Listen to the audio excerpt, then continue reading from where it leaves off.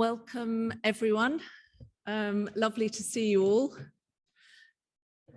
in this fantastic space. I was just remembering with my team, I'm Sarah Gordon, Chief Executive of the Impact Investing Institute, for those of you who don't know me.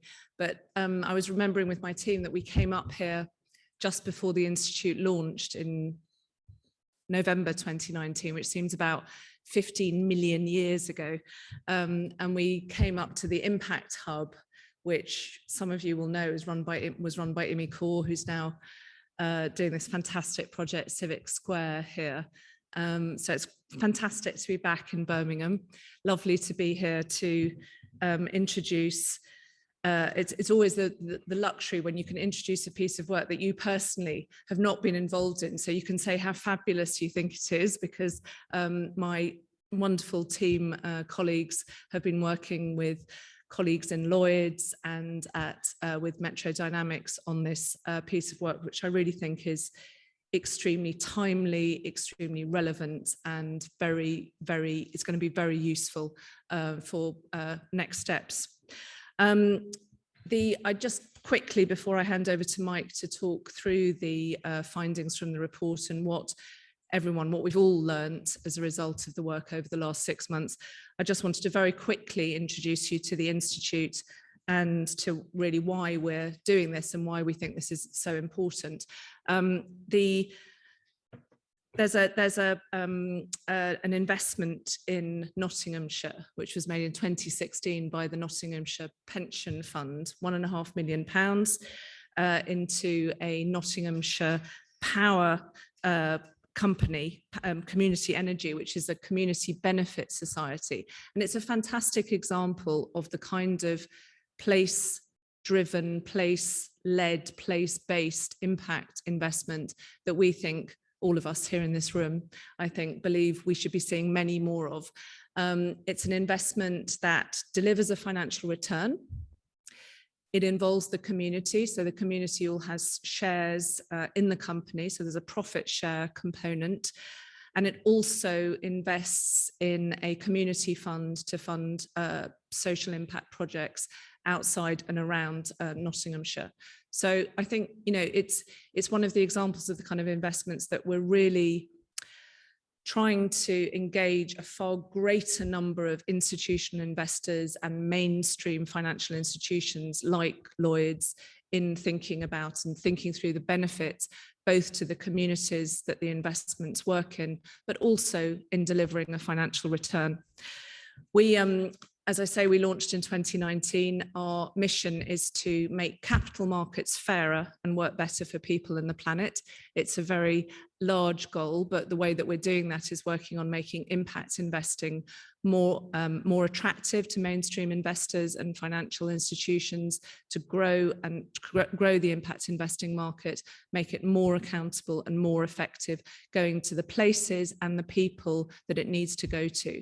And I think this work, we've been incredibly pleased and excited to work with Lloyds and with Metro Dynamics on this piece of work, because it's something that we all know intuitively, that places matter, the place we come from, the place we work, the people we work with, the community we live in, the places we travel to, these really matter. And I think the last pretty grim 2 years have demonstrated the power of places and the communities in places where we live and work incredibly powerfully.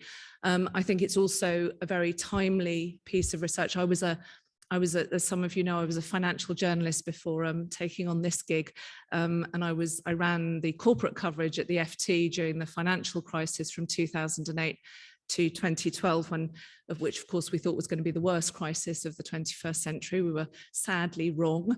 But one of the things that happened after that as a result of regulation, increased risk aversion, lots of good reasons, is the withdrawal of mainstream financial institutions from some of the places and people that needed them most.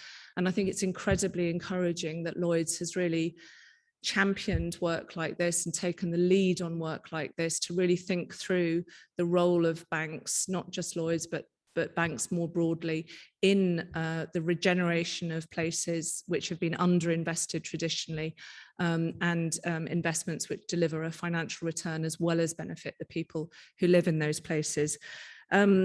We've been lucky enough at the Institute to work both with Lloyds, but also with DCMS, the government department, which also has a big focus on place-based impact and place-based impact investment. And one of the powerful things that we've learned as a result of our work, both with Lloyds and with DCMS, is that there is no shortage of capital that wants to invest in these opportunities. It really is about facilitating that capital to flow to the places that it's most needed. In our work with DCMS, we did, and in research which we published earlier this year with The Good Economy, we found that the local government pension schemes, which have £326 billion under management, were investing only a tiny, tiny proportion of that in the places that they came from and where their members lived. If just 5% of those assets under management were going into places, into local places, that would represent £16 billion. And I came from a meeting at government this morning where the new Minister for Civil Society was emphasising the lack of money in the public purse, which we know that there is a lack of money in the public purse, and there are some very good reasons for it. There is all this institutional capital which can be facilitated into positive impact in the places in the UK and internationally that need it. And I'm very glad that we've been able to work with Lloyds, with Metro Dynamics, on taking the next steps with others to make that more possible and more feasible. I'm going to stop there and hand over to Mike Emmerich. He's going to talk us through the report and its findings.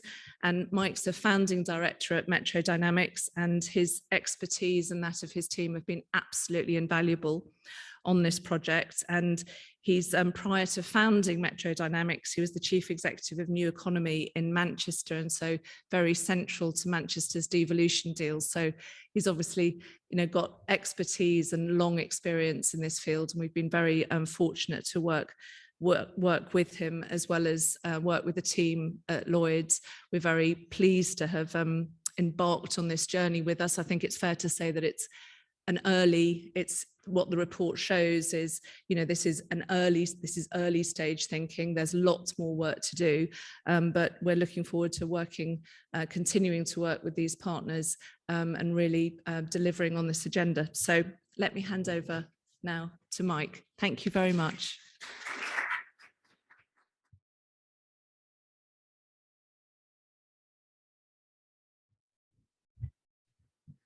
Thank you, Sarah, and thank you for those very kind words. The thing I'm most worried about is having my pages in the right order, or God knows what might happen. It's a pleasure to be here talking about this report. This has been a lovely project that we've very much enjoyed doing, working with the Impact Investing Institute and colleagues from the Lloyds Banking Group. I get the pleasure of talking about this report. I think I want to start actually with the team that's done it, because it's been a coming together of three quite different worlds of people. A regeneration and economics team in Metro Dynamics, impact investing experience from the Institute, and the different people from different parts of Lloyds, which has been an amazing insight into how a major institution like that works. The team's been great. I have to mention particularly Eleanor Springer from my office and Shadi from the Impact Investing Institute, various Sarahs who are in the room, as well as Jamie, Tom and Chris. We've worked very hard on this report that I'm going to spend the next few minutes talking about. It's important to just get that out early on. Not in the room today are RW Ventures, who are a Chicago-based organization who've really provided some expertise about something that we know that where place-based impact investing does work from the United States. Because one of the themes of this conversation is that it doesn't really work here yet, and that's very much what this report is about, how we change that. And the next few minutes, I'm going to talk about the opportunity and indeed the need. I'm going to start though by talking. If you go to the second slide, please. I'm going to start by talking about why it is we need this new approach. And what this slide does in one page and the report in a couple more is to talk about why it is we need to have this new approach. And it's because the UK's got some of the highest levels of inequality as between different people and different places in the world. And that sustains a productivity gap, and is sustained by a productivity gap between those people and those places. Now, we all know about levelling up, and we're all waiting with bated breath to hear about the levelling up white paper. But if we're honest, it's not new, this issue.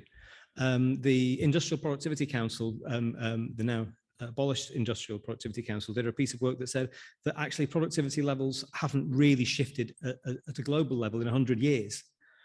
If anything, at a more local level, they've widened and widened quite dramatically. And for 100 years as a country, we have elected governments committed to reducing those differences. And plainly, if we've now got a levelling up agenda, those governments have not succeeded in total, even if they may have had some effect. And that's because we've never quite got policy right. Although many good things have happened by many ministers and officials and plenty of people in the private sector, the reality is that we haven't got it right. And as part of this project, as part of the learning journey we've done together, we've looked at the history of UK regeneration policy, which we summarise very briefly in the report. And there's 3 sets of lessons come out that you can see on that slide there. Firstly, if we are going to tackle this problem of levelling up, if we are going to deliver place-based impact investing that's part of changing that 100 years of the statistics not moving, we're going to have holistic, coordinated interventions which empower local solutions. Too often, government departments, which are based on silos accountable to Parliament rather than to a collective endeavour in government, come in with individual transport, housing, welfare, skills solutions that don't understand that if you're in one of the communities like we find here in East Birmingham, actually you need a lot of things to work together, and the people best placed to do that using the market, local and central money are locally, and very often they're not as involved as they should be. Secondly, we've had a rather sterile, stale and pointless debate for too long in this country about whether it's the state or the market, when it's patently obviously both. The question isn't whether it's the state or the market, it's about what roles each has got to play, making sure each is playing to its strength, to the needs of the people who provide the funding, so that we get the right mix behind the right projects to deliver the right outcomes. The third, and I think in some ways where this project is at its strongest in the way we've designed it, is the third box there about market opportunities. Because there's a trend that has been going on in this economy over the last 30 or 40 years, with some places pulling away. Obviously, we talk about London, though within London, some places are pulling away and some places patently aren't. But across the whole country, some parts, particularly the southern and eastern parts, have been pulling away, and various other parts have been falling behind. And too often, our assumption is that's because there's a shortage of investable propositions in the less well-performing regions of the country. And what we know from seeing the renaissance of city centres is that that's patently not true, but that a lot of the projects that could be funded in our tougher areas, in our inner cities, in our regeneration areas, either aren't developed enough, there's not the appropriate funding in place, there's not the appropriate expertise to bring them forward. And what we see this project as doing is starting to change that, because that's the space in which place-based impact investing can really make a difference. Now, I said we've not really done it here, but we have done it in the States. We know it can work. Next slide, please. What the work from RW Ventures, which again is summarized in very short order here, shows is that really a market-based development approach to place-based impact investing can work. There's a mature system that we see, and we talk about case studies in Chicago, in Detroit, and in Newark, where major legislation and regulatory requirements have been behind the development of a system and a series of projects, which in the case of SureBank in Chicago sees 4.1 billion in 59,000 affordable homes over a 4-decade period. We see this produces real, tangible, large-scale impacts. We haven't seen that here. So why does it happen there and not here? Well, the answer is there's a market-based development model that's seen financial institutions really ground themselves in the places where they're doing those deals. They've got the institutions that participate, and by no means all of them do, they've got well-rounded, embedded priorities. They know what they're about in this space and they stick to it. There's collaborative working across financial institutions with the public sector. The public sector, for its part, in the places where this has really worked, and Chicago is a very good example of that, have invested in the capability, because this doesn't happen by magic. This is one of the lessons that I'm going to talk about later, is that it requires different people from different sectors to really roll their sleeves up and get projects to viability. And finally, the appropriate use of public subsidy. That it's targeted at making sure that this catalytic market investment comes forward and that people don't carry on doing what they have always done. So I've talked quite a lot about place-based inward investment, impact investing. I guess the question arises on the next slide is, well, what is it?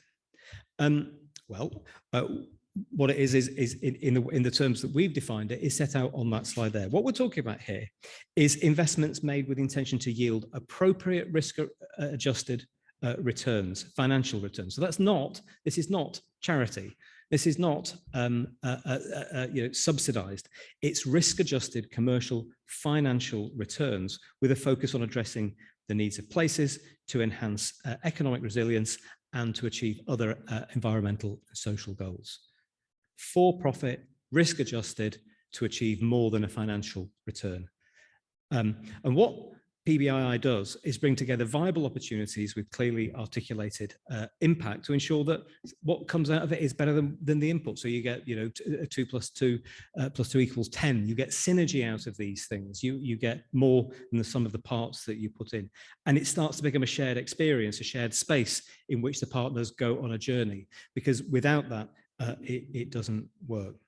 So what we're talking about, what we just dig down a little further, we're talking about intentional investment in the needs of a place. This is not people coming in on the express from Euston saying what shall be done. It's working in partnership to listen to what needs doing, what the place needs.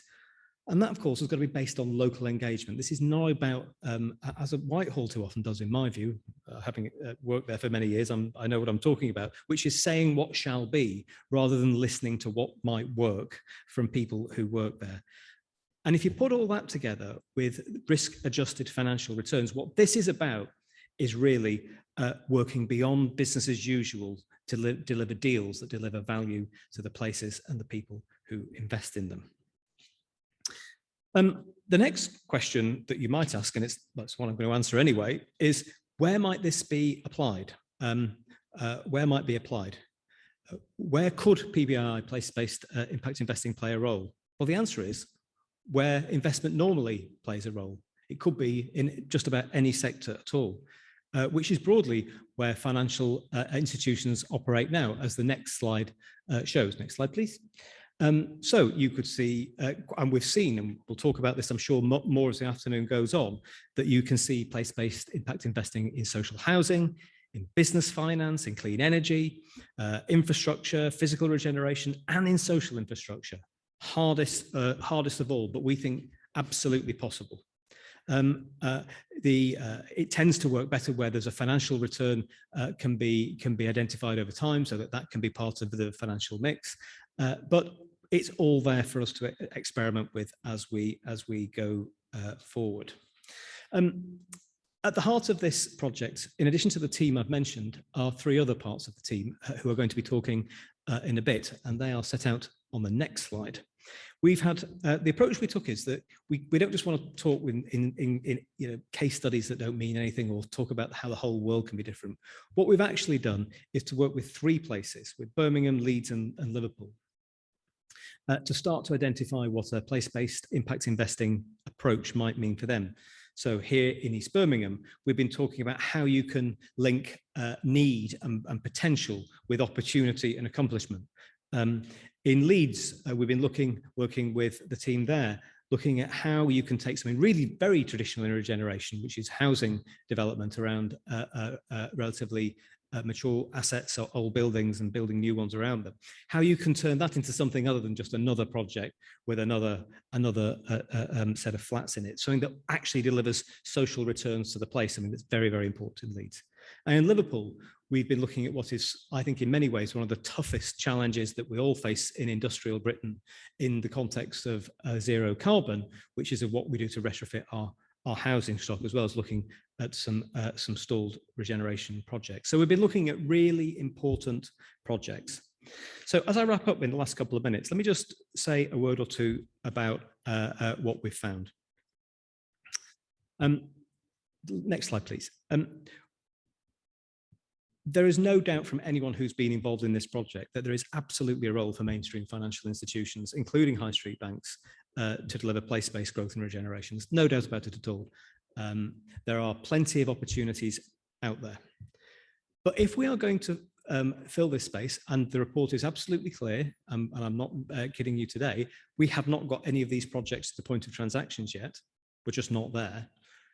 If we are going to get them there, some things are going to have to be built upon and changed.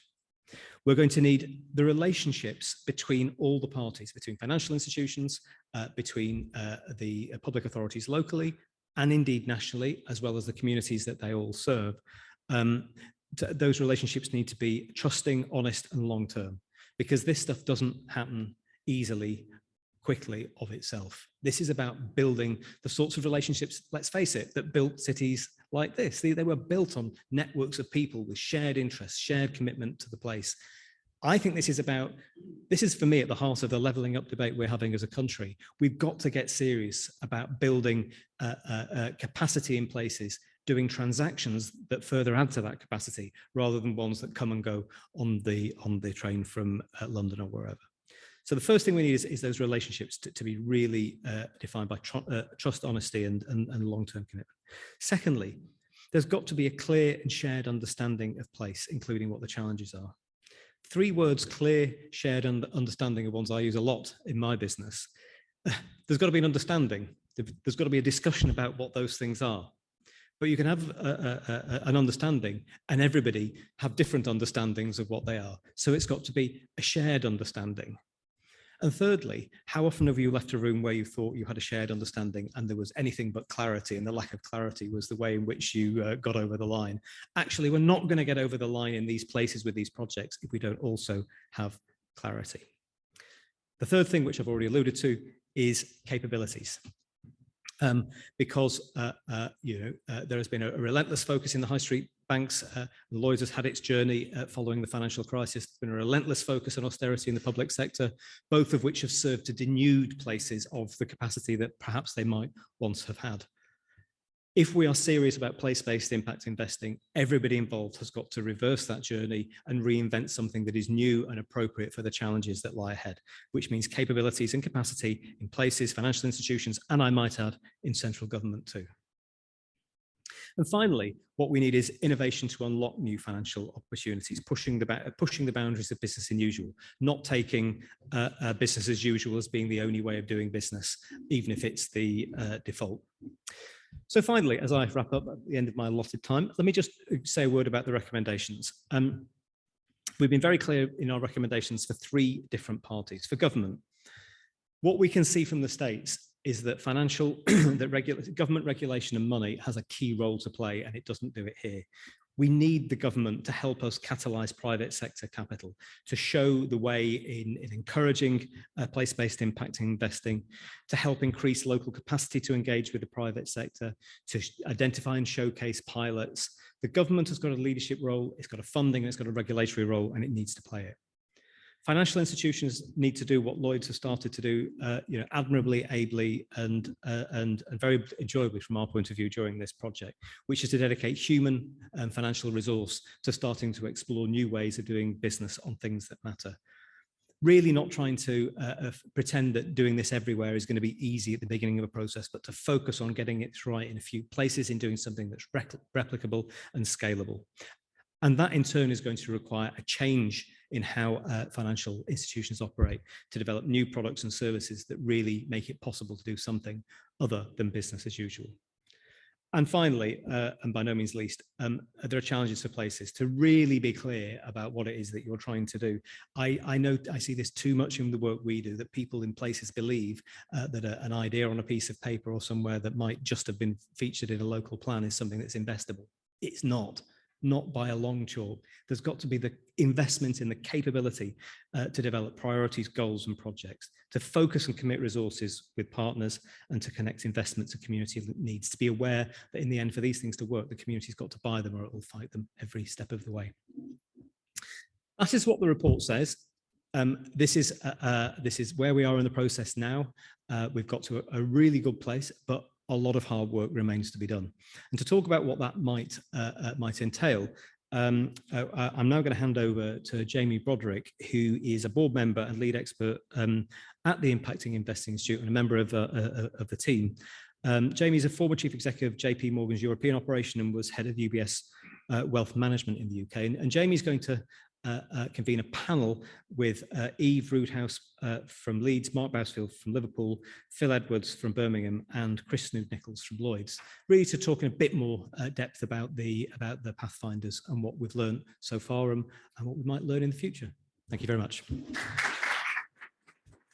Thank you very much for that. I mean, it's kind of extraordinary that you can capture several months of work by several organizations in about 15 minutes. But I think you did a great job. And I would just urge you to actually take a look at the report itself, which digs deeper into some of the issues that Mike outlined.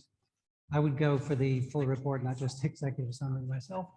But I think even if you read that, I think you don't necessarily get the sense of what we're trying to create here, which is a different way of talking with each other across silos, across organizations, to try to innovate something that's different from what we've done in the past. I think that's really the essence of what this project is all about. So I think what I'm hoping to do is maybe in the next 45 minutes or so, we can capture some of that sense of that interactive discussion, challenge each other on what needs to happen differently going forward. So I think maybe Mike has already introduced the panel. I wonder if we could just start, if each of you would maybe say just a word or two about yourself and your organization, and then I'll go into some questions. Sure, thank you. Phil, can we start with you? Of course you can, yeah. So good afternoon, my name's Phil Edwards, I'm the Assistant Director, as it says behind me.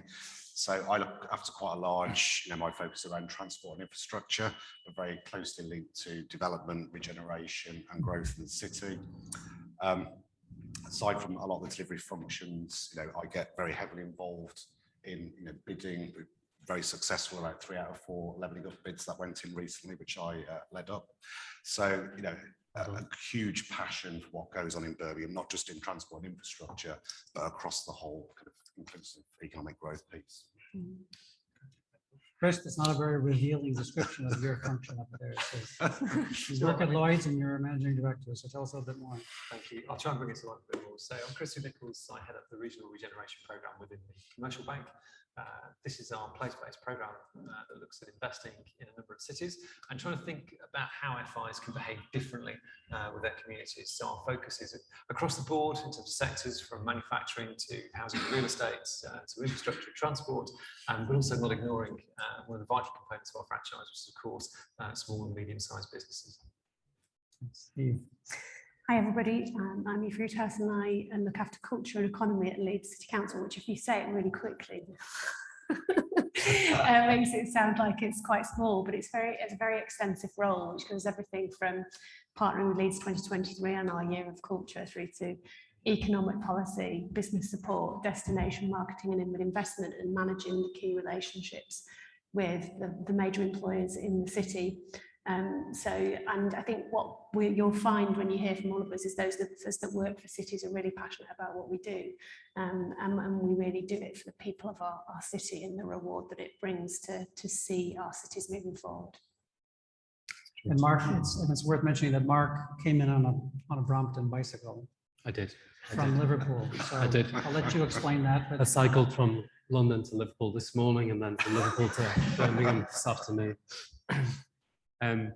My name's Mark Bousfield. I'm the Director of Regen and Economy for Liverpool, and we still quite new in post, so a couple of months.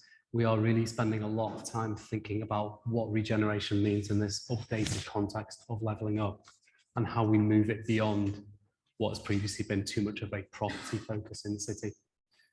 So this project was very timely and welcome.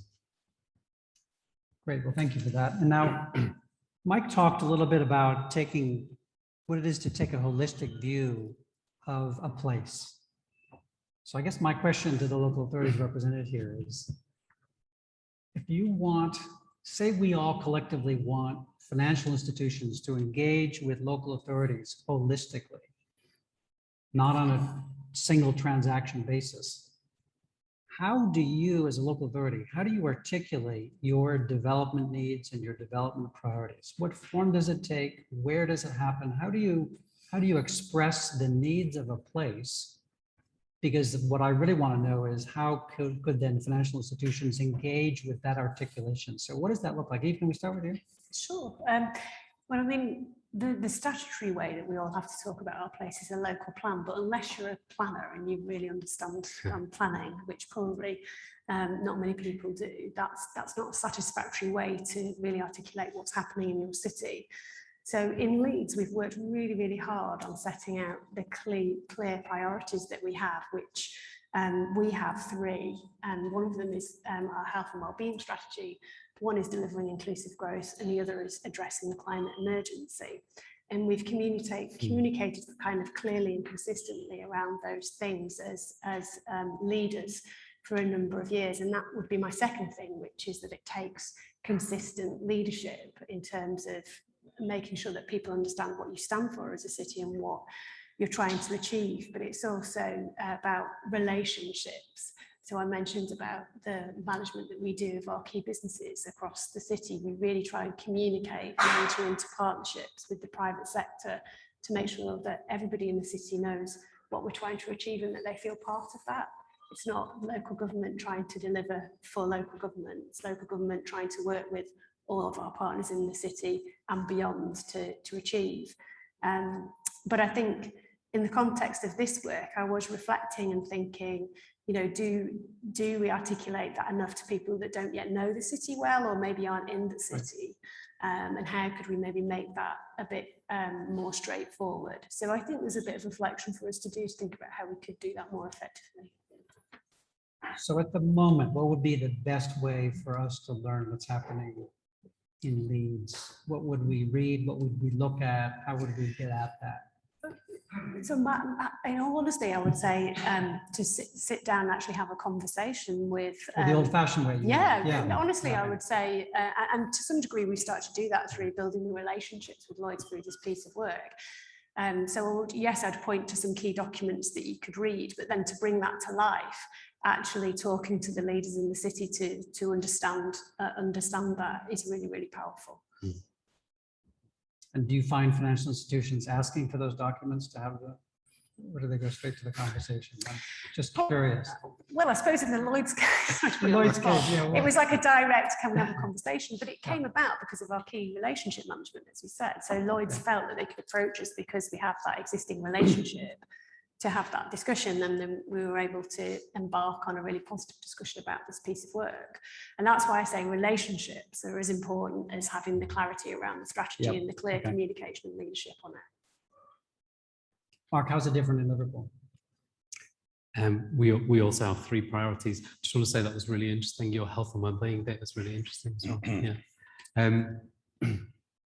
So we've kind of places of kind of, we've been around the mill with our strategies, because first we had to do a national industrial strategy, then we had to do a place-based industrial strategy, then government decided that it no longer liked industrial strategies, and so we all did a plan for prosperity, and so it is confusing. What we did as a consequence of all of that, I think, is go back and just say, okay, so what does the data say about Liverpool? And then how can we sell what we need back into government? So for us, also 3 things. High value economy. So there are many ways in which Liverpool is a city that behaves like a town, and we need to develop what we call the knowledge quarter in the university area. So we say that the knowledge quarter must do for the business ecosystem what Liverpool 1 did for retail 10 years ago.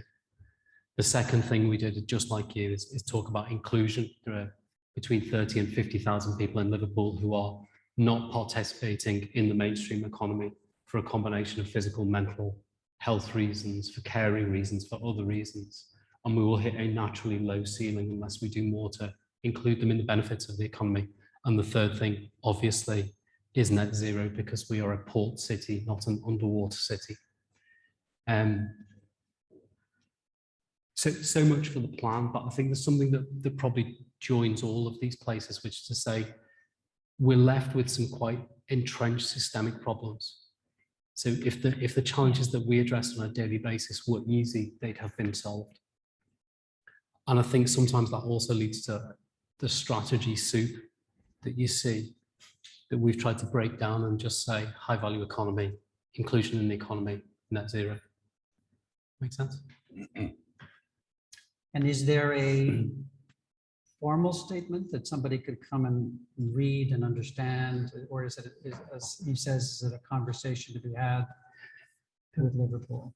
Yeah, there is. So there's a mercifully short PowerPoint presentation, I think of 20 slides with starts with evidence and moves into those 3 priorities. So yes, you can start with that, but it's more the way you reflect how those things exist and what you want to do with them. So in our conversations with you, Chris, we talked about retrofit, which speaks directly to inclusion, which speaks directly to net zero, and we talked about the redevelopment of the Lidwoods building, which speaks directly to high value jobs and also to inclusion in a very, very specific way. So it also depends on how your officers are empowered to use those strategies. Phil? Yeah, no, I agree with what Mark and Eve have said. I think the importance of actually getting out there. We could have, all these plans on a shelf, and to fair, Birmingham was pretty good at producing plans. There's a development plan, area action plans, transport plans, route to zero, as we call it in Birmingham. But I think the key, and it's kind of very relevant to this discussion, is how all that comes together. So it was spoken about earlier, is the levelling up strategy we kind of launched last week. It was a parliamentary reception, pulls all those various strands into one piece of work. So we're looking at health, we're looking at skills, we're looking at connectivity, transport, infrastructure as a whole and as one, not as kind of a mishmash almost of different strategies that come from different departments. And, for the finance and business community, we shouldn't be saying, there it is on the website, you go and look for yourself. It's as colleagues were saying, actually having those conversations. And also, do you know what? Actually going to events like this, we've missed this now for 18 months. Come and actually talk about what we're doing, and it's much easier to come and have a conversation, talk through it, explain it, rather than say, there you are, there's, 10 inches of documentation to read through. That's the reality. I think the other thing I'll just throw in there, which again we do is around like development prospectuses. So particularly around our assets, what's available. I'm sure that my colleagues in Leeds and Liverpool are under significant pressure at the moment into savings to look at assets, how they can be used in different ways, and dare I say, in some cases, be put up for disposal. So you're saying there is a development prospectus?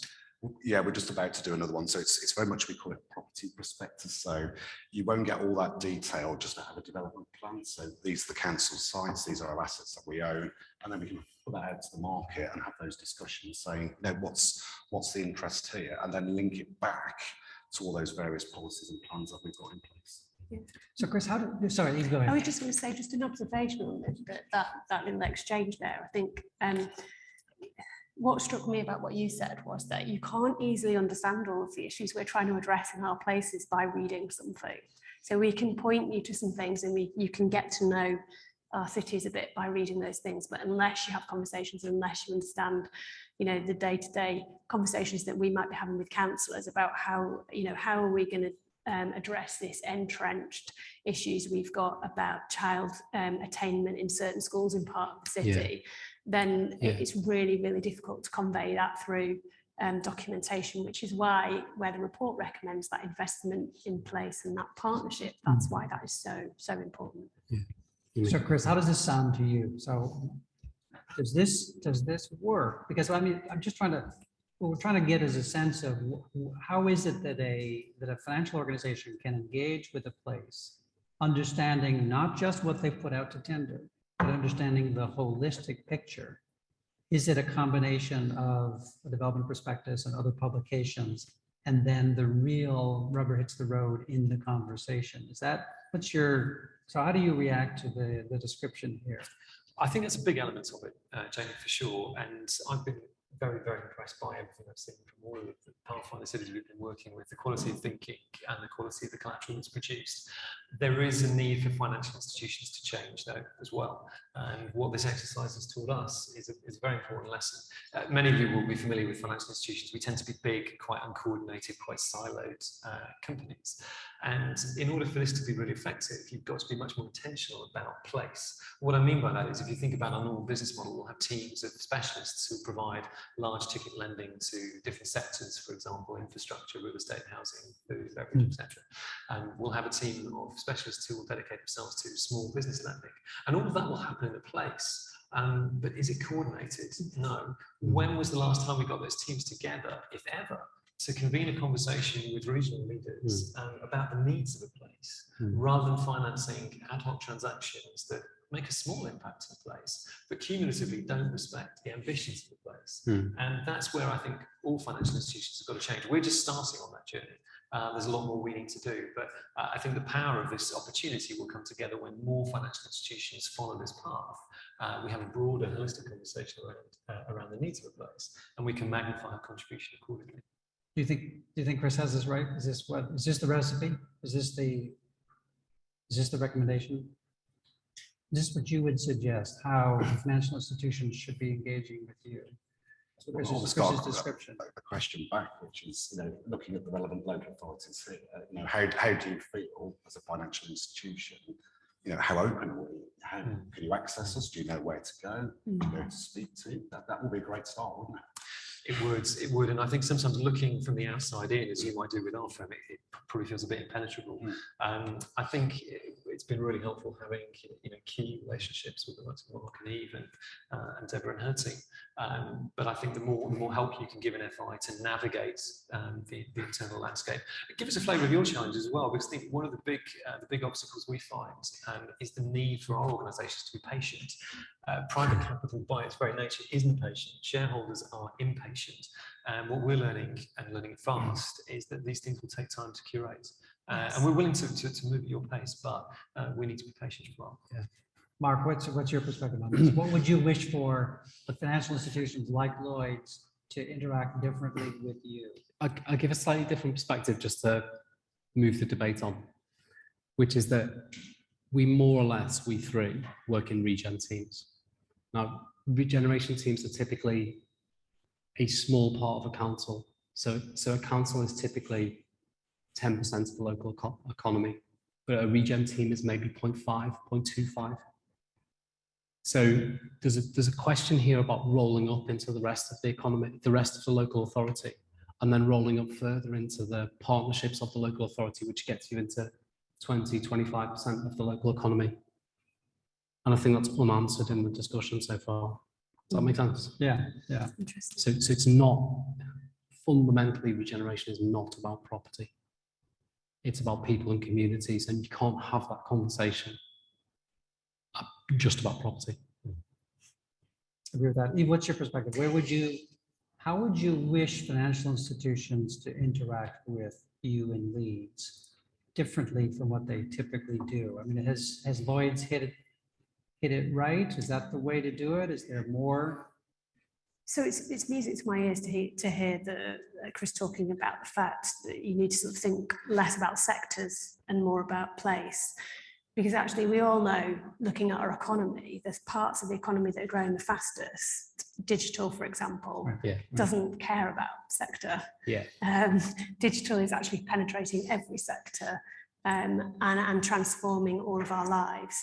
The big issues that we're trying to tackle in terms of economic development, like digital transformation, like skills, like the climate emergency, they cut across place, not sector. So I think that is definitely the right focus. I think there's a challenge in that both in local government, we have to be compartmentalised into certain places, and obviously you as a large financial institution too. So the area of work, again, going back to the report, is probably about how you shape that partnership.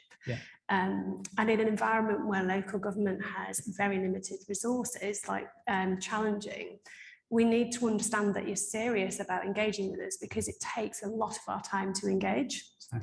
So to bring, you know, a senior regeneration lead and all that expertise to meetings with a financial institution, because we do get a lot of approaches in local government from the private sector to talk about projects and initiatives. I think there's got to be something about how can Lloyds and others actually show that they're serious about this. You know, what's the investment in terms, not just time, but maybe money, that shows that you're really committed to our places, that enables us to go, oh, they're really serious about this. Okay, we really commit, you know, Agreed. our time and capacity, because it is tough in local government at the moment. Can I just build on that? So the two things that I think where you demonstrated that you were really serious is a willingness to talk about risk, not at the corporate level, so at the project level. That was heartening, because it's rare for the bigger institutions. And the second was to bring genuine expertise. I mean, your willingness to do a financial model for retrofit, legendary in my office. Well, this is really interesting. We're really getting at something really interesting, because if you're saying this is really time consuming, which I know because I've watched these pathfinders in this project develop. I know how time consuming it is, and I know how difficult it is for Lloyds to pin down some of the people that they need to talk to in these organizations, because you're all very busy. So you've made some interesting points that you need the financial institution to demonstrate that they're serious about having this conversation, to access your time and resources. And I think that's a really interesting point. So Phil, how would that manifest itself? How would that manifest itself for you? How would you know that a financial institution is being really serious and is worth you investing the time in them as they're investing their time in you? Yeah, that's an interesting question. I think it's probably looking over the longer term commitment, maybe not that, you know, short term. Yep. Bottom line means everything. So particularly as other colleagues were talking around some of the agendas that are really important to us as local authorities. So yes, we are interested in development. I'm interested in HS2, infrastructure, all the big things, you know, Smithfield developments. But at the same time, I think you mentioned, you know, local members and, you know, local people who live in these communities around housing, around skills, around Route to Zero, climate change, all those kind of key facets of everyday people's lives. And that's why probably certainly the three of us do this job, because we actually care and we have a passion around it. And I think just going back to the point of engagement, you know, something I found really, really positive working actually with government, rather than, you know, deal with DFT, CLG, what we're levelling up now, was actually engaging with cities and local growth, where you actually brought all those various departments together so you could have one conversation in one place on a place-based kind of area and locality. So, and I'm just, you know, listening to the discussion, I'm thinking maybe one of the takeaways, I know we're not at that point of the agenda yet, but something I'll go and talk to Deborah about when I get back to base, actually, maybe we need to have something similar. So when the financial institutions come to us, you're not just with the director of region or whoever, you've got that team of, you know, property people, accountants, education, you know, all the kind of facets that you need for that conversation in one place. Noting it's very hard to get all those colleagues around the table, but we're always willing to have conversations, and we do a lot of it. But I suppose we need to see some return on our time as well. You know, it's great telling you about it, but we need to see that investment. Go ahead. I was just going to say, I mean, if you're a city that's sort of trying to find your way, as a local authority, the chances are that you're going to be investing on a project by project basis and taking a lot of risk to start to get your city to a tipping point where the private sector then starts to want to invest, you know, assembling land assets, all that kind of work.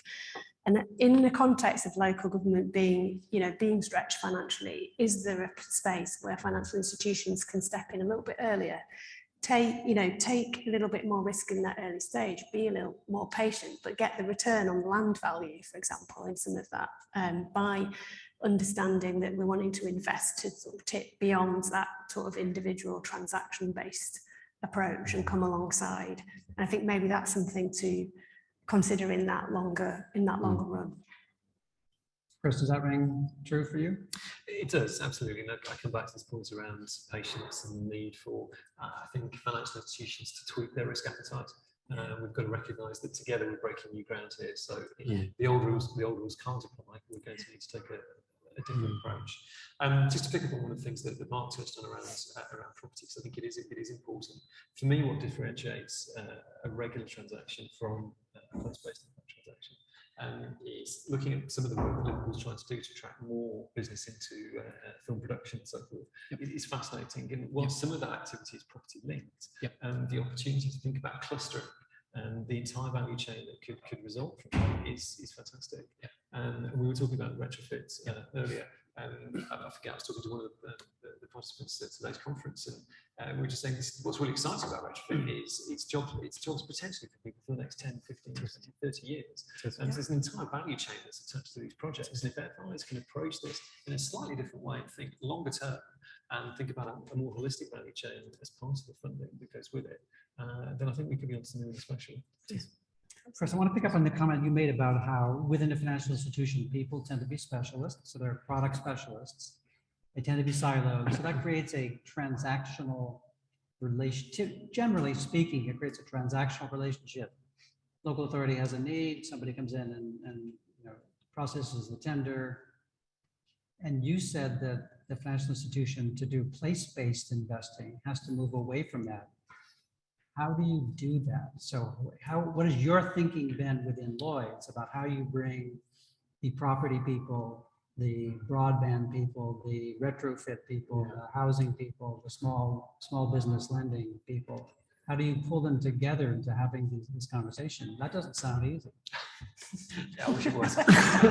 So and by the way, the local authorities have the same, because we are describing, local authorities have exactly the same problem on their side. Yes. So but let's hear about the banks. How does the bank solve that problem? So what we've tried to do is pull together a virtual team. A virtual team that spans those disciplines. We won't bring everyone because that's going to overcrowd the conversation, but we'll listen, try and listen very carefully to what the priorities are and think about the right people to assemble in that virtual team. And I suppose what we then put behind it is a quarterback who specialises in place-based impact investment, who has an ESG lens that can think about not only the societal impacts, but also reach out. We have an ESG advisory team and think about some of the environmental impacts that could arise as a result. And then to underpin the transaction, ensure that there's an ESG framework that draws on the KPIs that the local authorities prioritise, not our own KPIs, but what are the social and environmental impact criteria that the local authorities prioritise, and then produce a framework that enables that financing to be delivered in line with those principles. Yeah. And how's it going? I mean, where are you in that process? No, and I obviously I can see you moving in that way, in that direction, but that's a lot to engineer. I mean, it's very ambitious. It's really, really interesting because I think it has the potential to be transformational. Are people supportive? Are people able to do that? In simple terms, yes. I mean, there are occasions it feels like I'm in the wrong boat going after Moby Dick, and Moby Dick's my organisation, by the way, not local authorities. But the most important thing I think with this, Jamie, is mission alignment. You've got to get the agreement to the top of the house. If there's sponsorship at the top of the house, there's some investment that flows. There's a commitment that says actually this is really important. It's purpose-led. It aligns to our purpose-led strategy. And as a result, we are going to be a little bit more patient as we approach these projects. Then great. And I've been really enthused by the reception that we've had, not only externally but also internally. A lot of colleagues identify very closely with this. Many colleagues have grown up in cities, be it Leeds, Liverpool, Birmingham, and elsewhere. And I really think we're starting to win hearts and minds. We're not there yet, but it's very encouraging from what we've seen so far. And this, Eve, I guess this is going to be one of your proof points when you say how serious are you when engaging. One of the things you could be looking for is this mission from the top of the house, right? I mean, I assume. Yeah, absolutely. I mean, we were delighted when we were approached by Chris and by the team at a very senior level about wanting to talk to us about this investment. But I think the longer the relationship builds, then the easier it will be for people to commit time, and particularly if you need to draw in people from other parts of the council who need to be converted in part by us sitting in kind of regeneration type roles, that it is worth their while talking to Lloyd's about education in schools, because they might not necessarily think of that.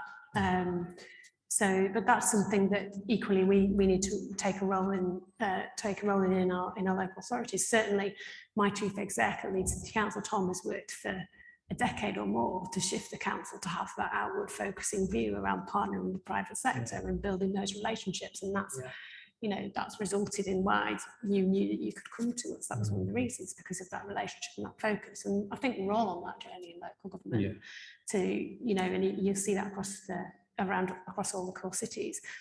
And one thing actually none of us has mentioned is that we actually do all work together as cities because we're part of the core cities group. So all of the core cities actually come together on different topics.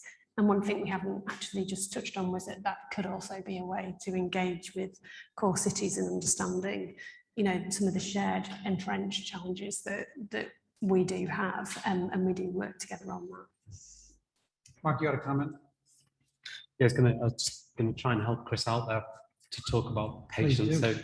So local government has a project formation problem, doesn't it?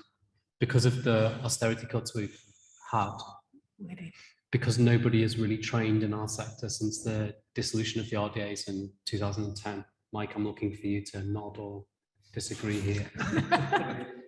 We have a project formation problem. So I really appreciate your point about patience, because this is not the kind of business development that I think you would relish.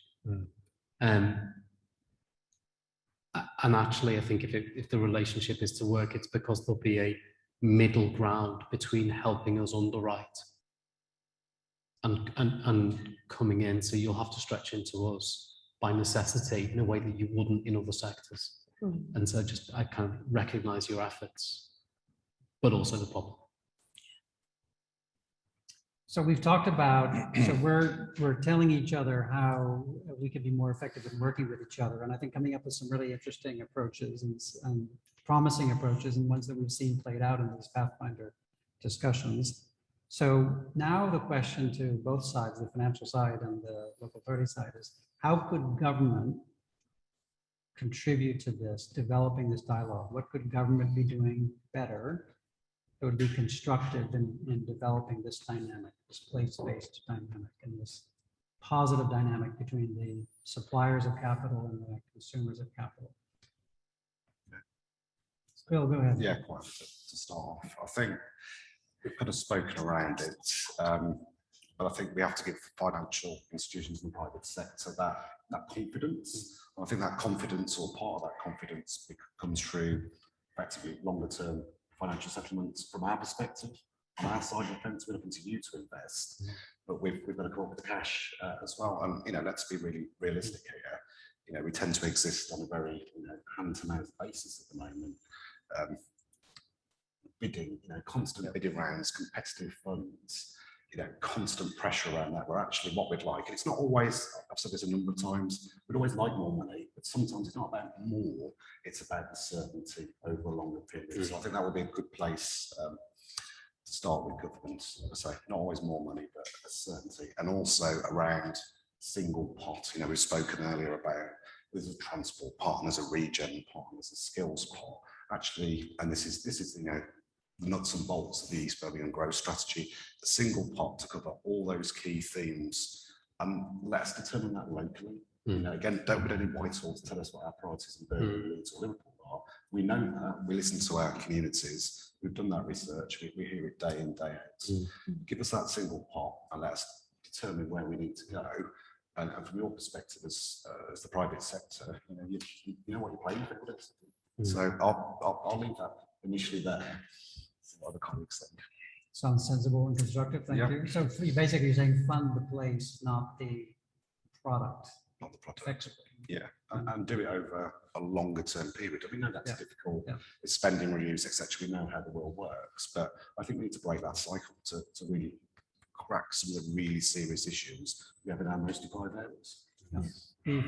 slightly tongue in cheek, but we'd love a high-speed rail connection to Leeds. That would be transformational.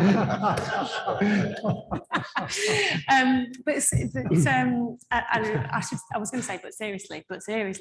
But the comments that were just made there. So what everyone's got to remember is we've had 10 years where resources, this is not meant to sound political, but there's been 10 years of resources that have been cut to local government, which means that our capacity has been cut as well in terms of being able to invest locally, but also being able to develop that pipeline of projects. So in terms of being able to fund, to respond to things like the levelling up bid funds, the timescales that were given were horrendous in terms of being able to submit those bids in. And I think as core cities, we were actually in an advantageous position because we have a bit more capacity than others. And we probably had some projects on the shelf that we could get out and go, oh, that's reached REBA stage 3 or whatever already, we can get that one in. But if you think about smaller places, then they don't necessarily have that same capacity. So I think, you know, if this is the way that we're going to be awarded money through a competitive process, I think my very least ask would be, can we just invest in some capacity back in local government and regional government to make sure that we can actually develop that pipeline, because we do know what those projects are, and we are so ambitious for our cities. I mean, I could list a number of projects that we would love to do. Yep. We're not short of ideas. Yep. It's more that we're short of capacity. Yep. Steve, I want to come back to this capacity issue. First of all, I want to hear from Mark. I want to come back to this investment capacity because I'd love to know from you what form that should take. But Mark, go ahead. Well, without being tongue in cheek, we'd love a Northern Powerhouse rail connection. Give you a comparison. When our friend Jim Gill did Liverpool One, which is the big retail development in the centre of Liverpool, £1 billion from about 2004 to 2008, he had a team of 30 people working on it from the public sector side, land assembly, CPO, etc., etc., etc. We have a similar size project developing the innovation economy up around the Knowledge Quarter, and we might have 5 people working on it. My second favourite part of the report, best bit was the recommendations, obviously, was the potted history of regeneration in this country. And as you go through, you see the ambition rise and then wane. City Challenge, single regeneration budget. These are pots of money for local places to do as they see best. And yes, there were excesses. There were clearly excesses. But they also led, in our case, to really high productivity growth, really high GVA growth, and a rapid improvement in the skills base. And that disappears from 2010. You go from the fastest growing city to one of the slowest growing cities. You go from really good productivity growth to one of the smallest ones. And part of that is the way that money has been put into the economy on the public side. So that's just to put some colour behind those things. I think the summary is continuity and consistency. I hope somebody was taking notes on that, what you just said, because I think that's really quite important. So thank you for that. If you back to investing in capacity. So, okay, local authorities don't have the capacity that's necessary to really build out some of these proposals. So what is the solution for that? What does that look like, or does it take multiple forms? Well, I guess if we're thinking outside the box, it could involve secondments, you know, secondments, you know, it could involve some time from, you know, organisations like Lloyd's offering for someone to come and work for 6 to 12 months in the team on the basis that that individual will then get a really deep understanding of a city and really, you know, and perhaps on a particular project where there's a mutual interest. But, you know, in the absence of having extra money to pay for staff, which clearly would probably be the preference, doing like some kind of exchange would be interesting to explore. I mean, we are quite creative at the council around using the apprenticeship scheme to try and bring in talent. But as you were saying, one of the issues we've got is that, you know, if I think about business support and support for SMEs and what happened during COVID, so every local authority during COVID had to process all the COVID-19 business grants. So there were some that were straightforward because they were all done through business rates, and then there was pots that were at discretion, which meant that you had to design an entire process about an application process for businesses. You had to evaluate those applications and you had to process them. We've processed £19 million in a year through a team that didn't exist, that we had to mobilise to get money out to businesses. And when you go to market to try and find people that have got that experience of supporting SMEs, those people don't really exist anymore, because because Business Link was doesn't exist anymore, because those skills aren't there. So it's how can we also think about some of the skills that exist in financial institutions where you work with SMEs. You do have loads of great assets, lots of people who do spend a lot of time with SMEs, and I'm sure there are partnerships that we could develop in that space as well. So it's perhaps a bit of a kind of open brainstorming piece on to Mike's, the recommendation in the report about innovation. Where could we innovate about sharing our knowledge and understanding and our expertise to the benefit of both Lloyds in this case and the local authority in the place? Chris, how did that suggestion of a secondment sound to you? A hypothetical financial institution, would they do a secondment? Do you think that's a possibility? I think it's a great idea, and if there's no perception of conflict there, I think it'd be a great development opportunity for the right individual, and hopefully really additive for the local authority. So I'd be a big advocate of looking to do something like that. Great, we'll be in touch. Capacity. How would you think? How do you visualize capacity? I mean, they've given us a number of suggestions. How would you visualize local authorities getting more capacity to articulate these needs and execute? I'd probably go beyond local authorities. I think we have to be realistic. We all know to deliver regeneration, you have to do it at scale, at pace.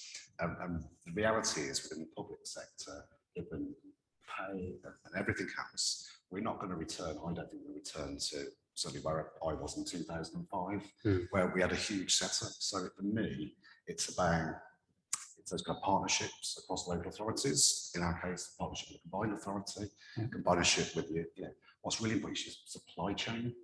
And certainly in the sectors I work with, this would be transport, engineering, planning, surveying, actually finance people, lawyers. You need all those facets to come together to deliver these projects.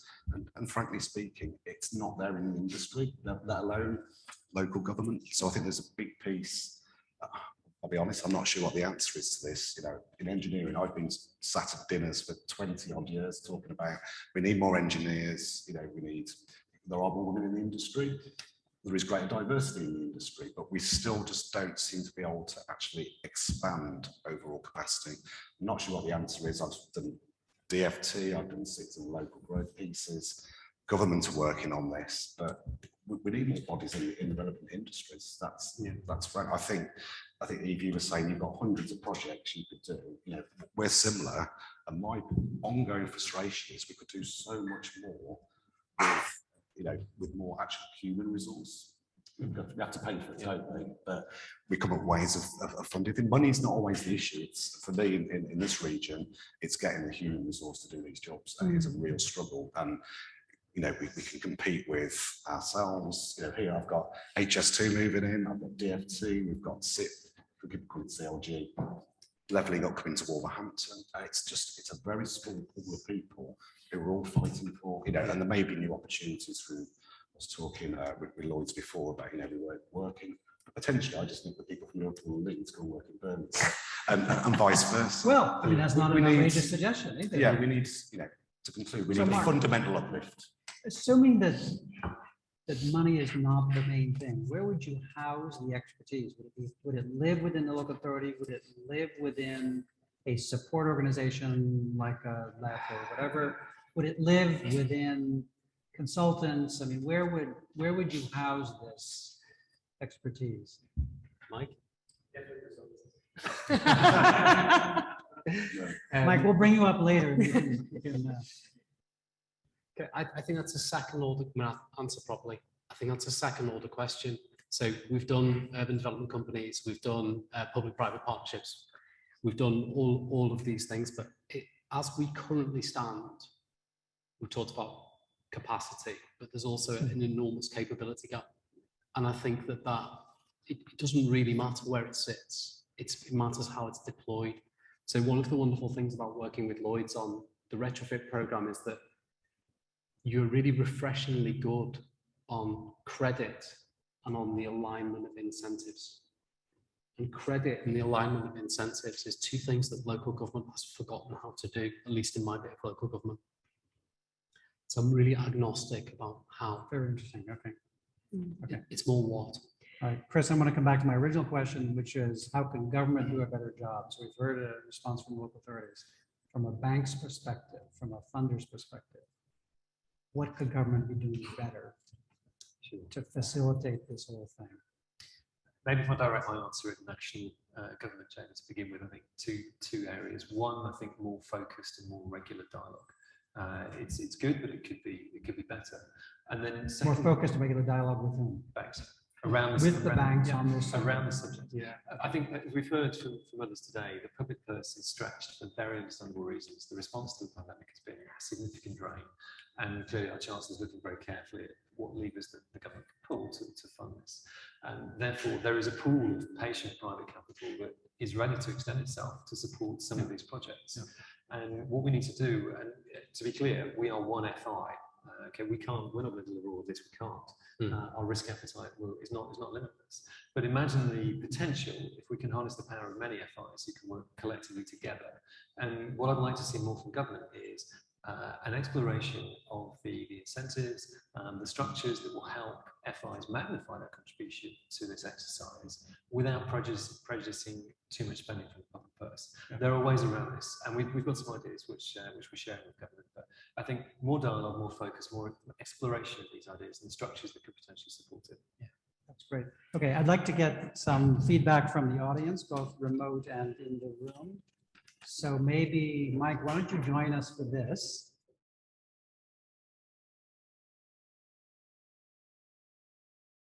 Hi, good afternoon. My name is Jeff Burnand from Investing for Good. My sense is this is not a story about institutional capital flows. I think they flow slowly, and I think one of the last places they'll get to is place-based impact-led propositions, frankly. I don't think it's also a story around banking.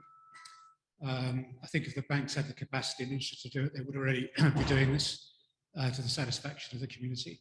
I think it could be a very interesting story around local place-based investors supporting local communities. And my question is, to what extent did this report look at the potential of local investors supporting local projects, and what might be the barriers to that actually developing? Mike. So we haven't really looked at that in this report, but I know from other work we've done that I think you're only partly right. So I think if we talk institutional money, we can see Legal & General 5-10 years ago started to really move in this direction. We've seen others go in the same direction. I dare say Scottish Widows are. So I do think you can move institutional money, but I think your point about place-based money is right. In fact, we were talking as we walked around on a tour earlier, that if all the developers come from outside, you're probably going to have a different proposition in a place than if you've got locally based developers with locally based sources of funding. But here's the problem. The GVA gap between this city and the UK economy is counted in the tens of billions of pounds. Yeah. And the notion that locally based capital alone is going to be able to fix that, I think, is pretty far-fetched. It's got a key role to play, but the problem with the cities like this is most of the money fled the city a long time ago. What's here needs to be worked and got involved. But if UK-based institutions, banks, life insurance companies, and the government don't play their role, no way those gaps are being closed. Yeah, I think I sort of agree there isn't enough proven capital from local-based investors, but there's some capacity for those investors to be more concessionary, more impactful, more engaged in the projects than I would expect institutions or banks to be. And testing and trialing that, to me, is something worth doing. Thank you. Anybody have an additional comment? Yeah, I'm going to come back on that one and just name check Glenn, because Glenn and I did a lot of work on SME finance, particularly last year. So I think the answer is it depends on what type of money and what kind of situation. So in Liverpool, for example, there is a clear shortage of local equity in growth companies. And that's something where we do need local companies to get involved. But beyond an initial growth stage, that's no longer the case. So I think I'd just add, it depends on the type of money, to Mike's response. That's the same in every core city as well, Yeah. what you just described. I'd love to get a comment from either Coventry or Birmingham or West Midlands. Can we give a? Steve Walker, Art Business Loans, an original place-based investor from 25 years ago on the model of Shore Bank, which is quite ironic really when Shore Bank actually finished in 2008. But basically, I think two things that I took from today. The first is at the end of the day, there was a huge number of words, the words projects being serviced. I think actually, I'm ex-bank. I was with Barclays and seconded from Barclays to Art to actually start up Art Restoration Cadbury.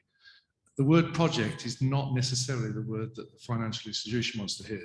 I want to hear of a sustainable, viable business that's going to have an impact, but is also going to get a return. And that is one of the issues.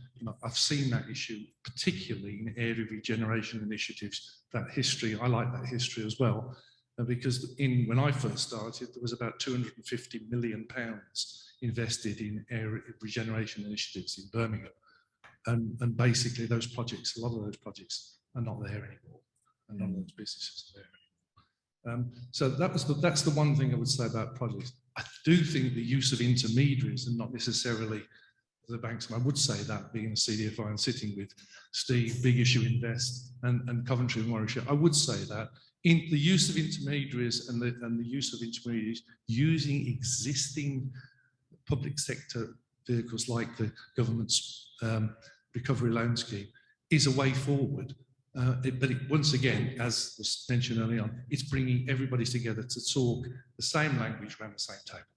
And to Jeff's point, are CDFIs sourcing capital locally? We are trying to source capital locally, some of us more than others, very much so. And the lesson that we learned, and we basically went out to individuals and companies, was basically we couldn't raise the money from locally, but we could raise the money from, shall we say, the more wealthy areas tucked away down that HS2, which will never be built, down in London. And that's where we actually ended up with the money from, but not necessarily from the local sources.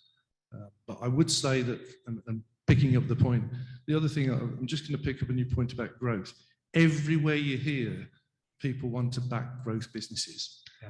But in actual fact, there's a huge gap before they become growth businesses where people need to be helped with either debt finance or support or help, or else you'll have no growth businesses actually along the line. And that's what's missing. And nobody's looking at that. Great, thanks for that, Steve. Shadi, do we have anything online? We do indeed. We have a very lovely and engaged Zoom audience. I've got a couple of questions for you from them. I'll do two in a row, if I may. The first is, and I've put this slightly bluntly, what's in it for financial institutions? The questioner says, what makes so-called left behind places profitable for financial institutions now? And how do they adjust the risk of investing in these complex and often declining places? And the second question, which is more to kind of local authority partners, to what extent is innovation in procurement needed to accelerate the involvement of financial institutions and the projects they're seeking to support, especially where private sector involvement is needed? Great, thank you.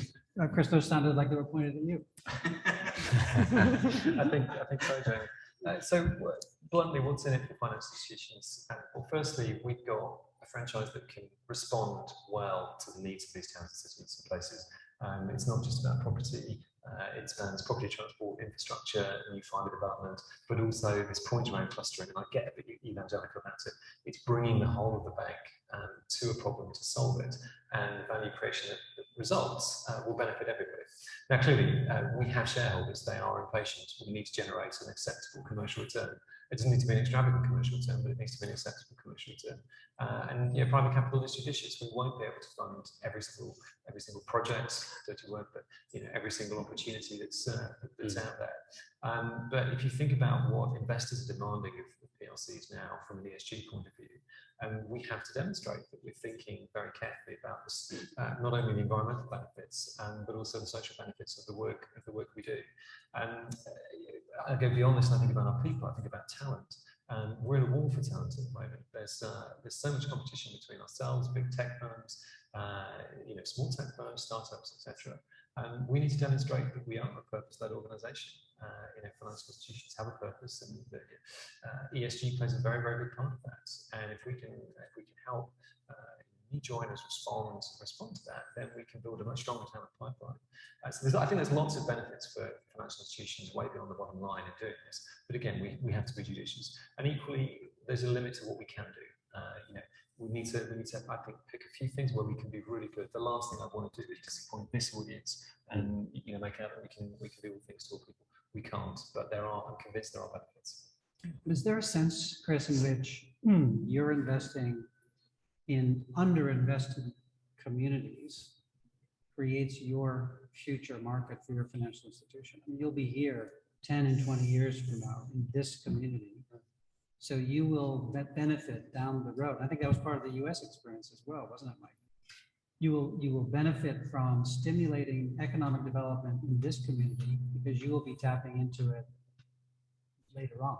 I mean, that's exactly. So there's not a short-term answer to what's in it for financial institutions, but there certainly is a generational answer. Mike? Yeah, I think I'd say history's our help here. I grew up in Manchester, colleagues grew up in Liverpool, Leeds, etc. When we were kids, the shop was the co-op or the corner shop. The restaurant was the chippy if it had a few tables. And what happened was we realised as a country that there were markets for supermarkets. There was no Waitrose, there was no Sainsbury's in Manchester when we were growing up in the 70s. What happened was that we realised that there were underserved communities and the multiple retailers moved in. We realised that there was an underserved demand for a food and beverage offer, and that industry moved in. There's nothing wrong with the profit motive applied to inner cities. If in this case, particularly in this case, if it's to do with working with the public sector on impact, it's about making market forces work where market forces just stopped working some time ago. Shall I repeat the question on procurement? To what extent is innovation in procurement needed to accelerate the involvement of financial institutions in the projects they're seeking to support? Did we get an answer on it?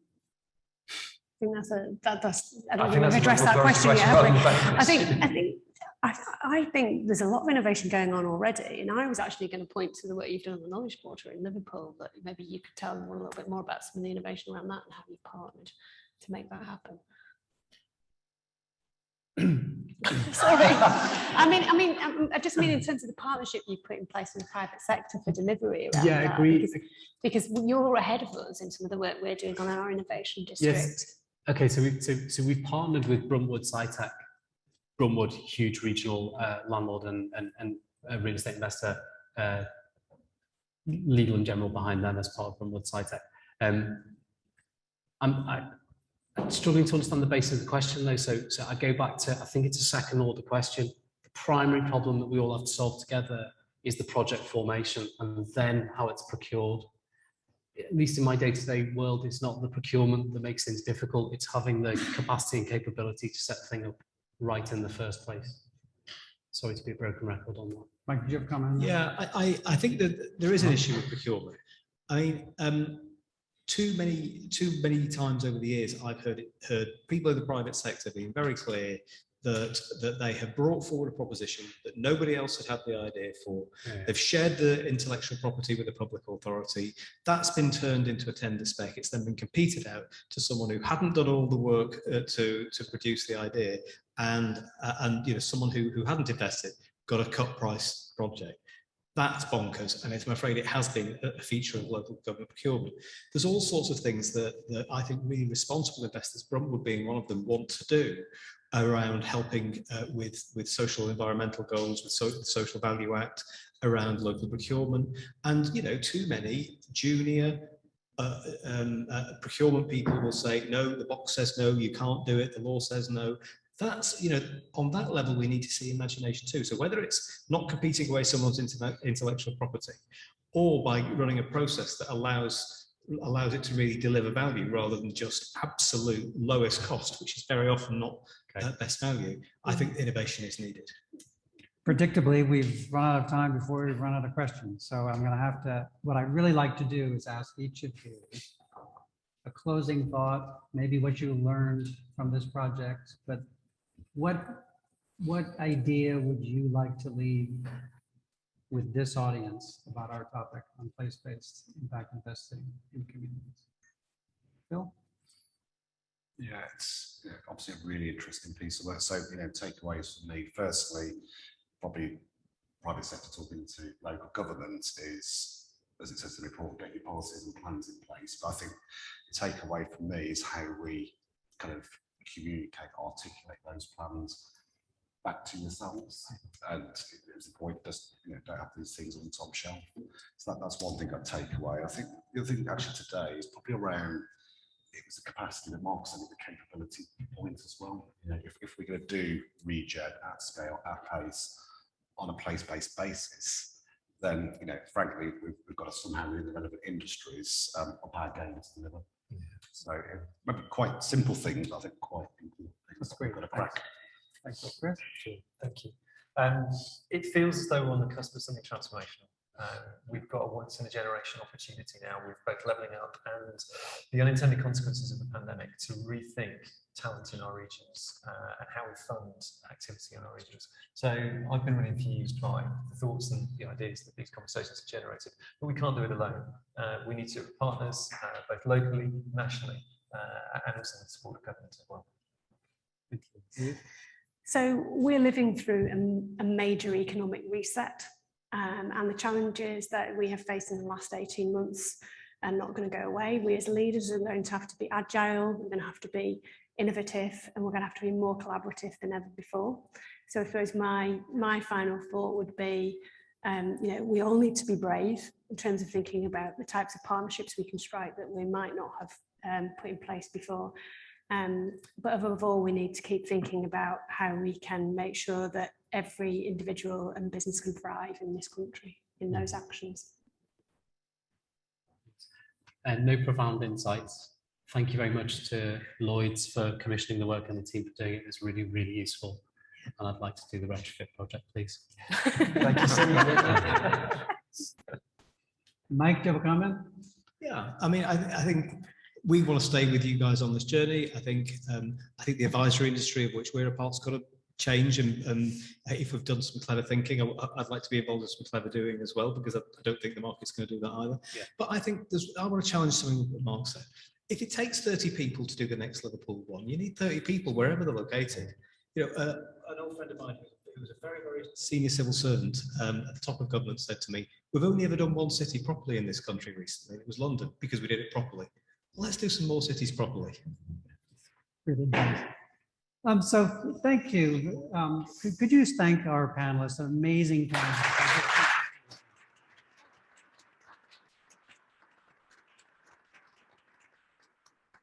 And please do spend some time with the reports, the summary report, the full report. I think there's a lot in there that's worth thinking about, but I think we didn't cover all the topics, and we certainly didn't solve all the problems, but I think this discussion I thought was fabulous, just in reinforcing that we will make progress on place-based impact investing when we continue this kind of discussion, cover new ground, challenge each other, interact with each other, and trade some ideas. So I think this has been tremendous. I want to thank you all for being here this evening, and I'm hoping that some of you will stick around for a bit of networking after this. So thanks everybody. Yeah, great. Thank you. Thank you.